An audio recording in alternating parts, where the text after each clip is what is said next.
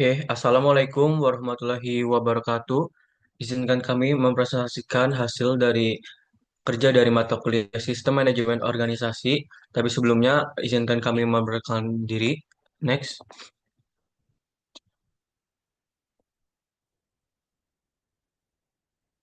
Kami dari kelompok 2 yang beranggotakan saya sendiri yaitu Rizal Saniridan dengan NIM 18, Rehan Sahastika NIM 54, Muhammad Alvinur Fikri NIM 55, Faiz Feriansyah NIM 44, dan Stephen Christian 62. Selanjutnya akan dipresentasikan oleh rekan kami.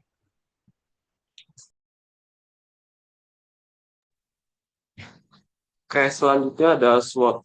SWOT adalah alat analisis strategis yang digunakan untuk memahami posisi organisasi, proyek, atau bisnis.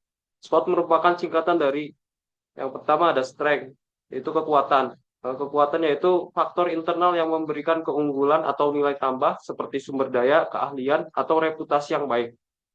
Selanjutnya ada weakness. Weakness itu adalah kelemahan. Faktor internal yang menjadi hambatan atau kelemahan seperti keterbatasan sumber daya atau proses yang kurang efisien. Yang selanjutnya ada opportunities, yaitu peluang. Faktor ini yang eksternal yang dapat dimanfaatkan untuk pertumbuhan seperti tren pasar, kebutuhan konsumen baru, atau kemajuan teknologi. Selanjutnya ada threats. Threats itu adalah ancaman. Faktor eksternal yang dapat menimbulkan resiko atau hambatan kemajuan seperti persaingan, perubahan regulasi, atau kondisi ekonomi yang tidak stabil. Selanjutnya ada SWOT dari Genki Juice. Yang pertama ada strength. Yang pertama tempatnya yang strategis di depan mie gacoan. Yang kedua ada harga yang terjangkau. Yang ketiga ada variasi menu yang beragam. Yang keempat ada bahan baku yang berkualitas segar.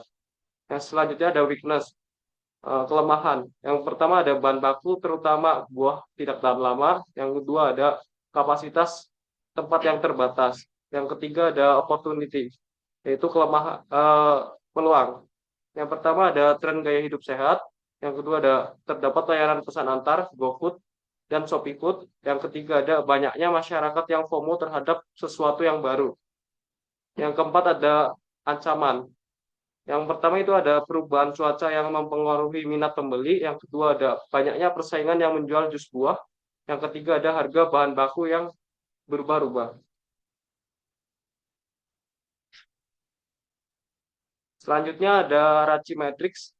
Yang pertama menentukan visi dan misi perubahan. Pemilik kategori R, manajer keuangan kategori C, manajer operasional kategori C, manajer pemasaran kategori C. Yang kedua ada mengelola anggaran keuangan. Pemilik kategori A, manajer keuangan kategori R, manajer operasional kategori C, manajer pemasaran kategori C. Yang ketiga ada menyusun strategi operasional. Pemilik kategori A, manajer keuangan kategori C, manajer operasional kategori R, manajer pemasaran kategori C, karyawan kategori I. Yang keempat ada menyusun strategi pemasaran. Pemilik kategori A, manajer keuangan kategori C, manajer operasional kategori C, manajer pemasaran kategori R, karyawan kategori I. Yang kelima ada melaksanakan tugas operasional. Pemilik kategori I, manajer keuangan kategori C, manajer operasional kategori A, manajer pemasaran kategori C, karyawan kategori R. Selanjutnya ada menyusun laporan keuangan. Pemilik kategori I, manajer keuangan kategori R, manajer operasional kategori C. Yang terakhir ada melakukan pemasaran produk. Pemilik kategori I, manajer operasional kategori C, manajer pemasaran kategori I, kategori A, karyawan kategori R. Selanjutnya akan dijelaskan oleh teman saya. Selanjutnya adalah analisis terkait job analysis Genki Juice. Yang pertama yaitu pemilik yang satu orang, yaitu bertanggung jawab dalam merumuskan dan menetapkan arah strategis perusahaan. Kedua, memiliki tanggung jawab akhir terhadap penggunaan dan perencanaan keuangan. Ketiga, berperan aktif dalam merumuskan strategi inti perusahaan di bidang operasional dan pemasaran. Dan yang keempat yaitu terinformasi tentang pelaksanaan operasional, laporan keuangan, dan kegiatan pemasaran. Next.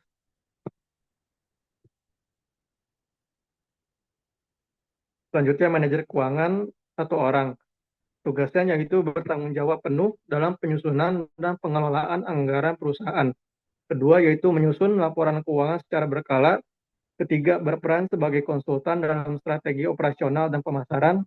Dan yang keempat, terlibat dalam memastikan pelaksanaan operasional berjalan sesuai dengan anggaran.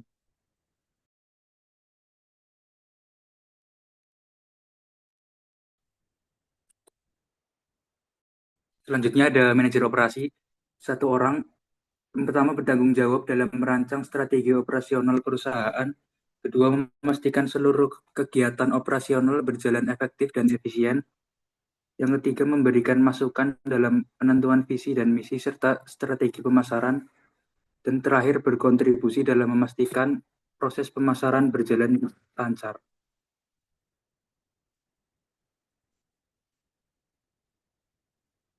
Selanjutnya, manajer pemasaran, satu orang. Yang pertama, bertanggung jawab dalam merancang strategi pemasaran dan branding.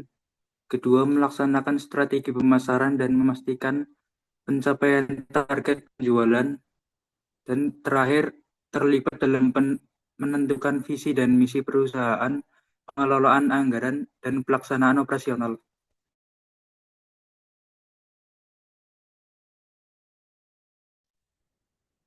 Selanjutnya karyawan, 2 orang. Yang pertama, bertanggung jawab dengan menjalankan tugas sehari-hari di tempat berjualan.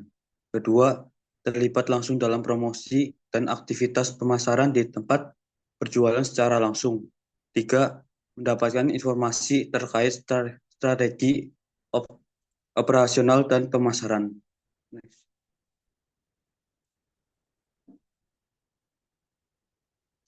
Selanjutnya, pembagian job desk sudah efektif atau belum? Struktur organisasi dan pembagian job desk ini sudah efektif untuk bisnis berskala kecil karena sudah mencakup 3 bidang utama yang sangat penting dalam operasional perusahaan, yakni keuangan, operasional, dan pemasaran. Dengan adanya pembagian tugas ini, setiap bagian yang krusial dalam menjalankan bisnis akan ada orang yang bertanggung jawab sehingga setiap proses kerja dapat berjalan dengan lebih terfokus dan terarah.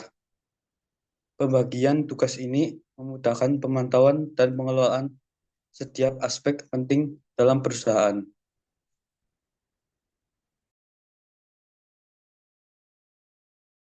Selanjutnya ada saran. Yang pertama ada perekrutan karyawan dapat dilakukan ketika melonjaknya permintaan jumlah produk. Perusahaan bisa merekrut karyawan paling banyaknya 1 sampai 2 orang. Jika lonjakan bersifat sementara, memperkerjakan karyawan part-time atau freelance dapat menjadi solusi yang lebih efisien untuk mengurangi biaya tetap. Selanjutnya, mulai rekrutmen setidaknya 1 sampai 2 bulan sebelumnya. Hal ini memberikan waktu untuk pelatihan dan orientasi. Next.